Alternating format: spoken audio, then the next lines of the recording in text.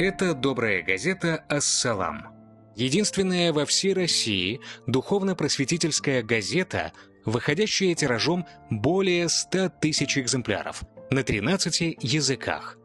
Сегодня мы пройдем весь путь ее создания вместе с вами. Поднимаемся на 4-й этаж, в редакцию газеты. Здесь собрался коллектив, чтобы обсудить свежие новости, актуальные темы, решить статьи, по какой проблематике были бы наиболее интересны и полезны читателю. Вот наши авторы из самых разных регионов страны усаживаются за компьютеры и ноутбуки, у себя дома или за столиком в кафе. После того, как все материалы будут написаны, а также поступят статьи от авторов-фрилансеров издания, все тексты прочитываются главным редактором и выпускающим редактором.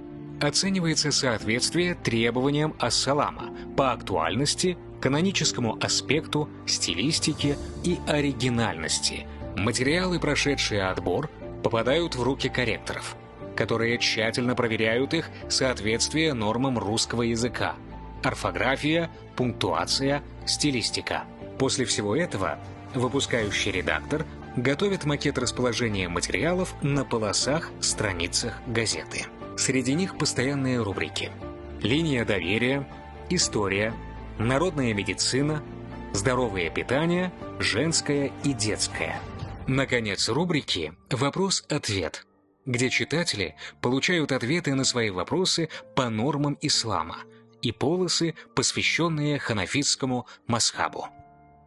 Кроме всего прочего, в газете регулярно выходят интервью, статьи на актуальные духовно-нравственные темы.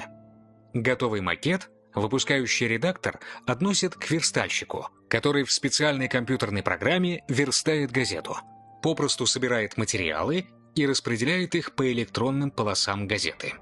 Параллельно с этим бильд-редактор, ответственный за подбор иллюстраций, находит фотографии, необходимые для каждого материала, особенно для первой полосы.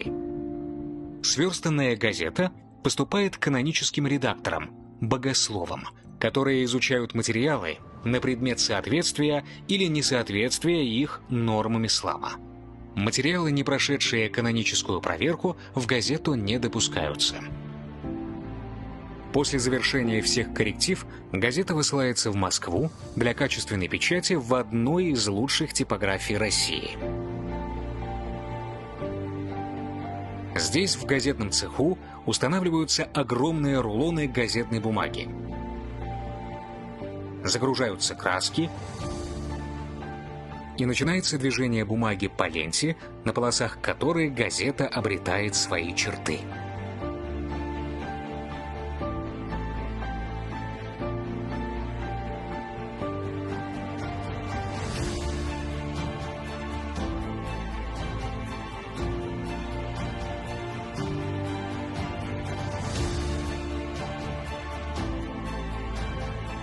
Напечатанный тираж газеты поступает в логистическую компанию, которая на транспорте, будь то с помощью дальнобойщиков или на поезде, доставляет свежий тираж в регионы России.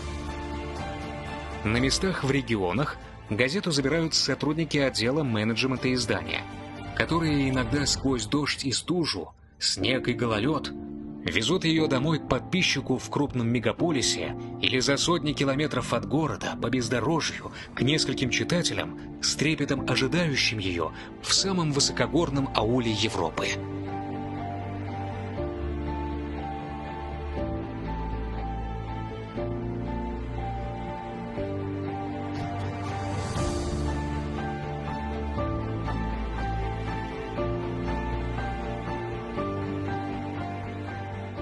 Раскройте его и окунитесь в мир добра, поучительных историй и высокой нравственности.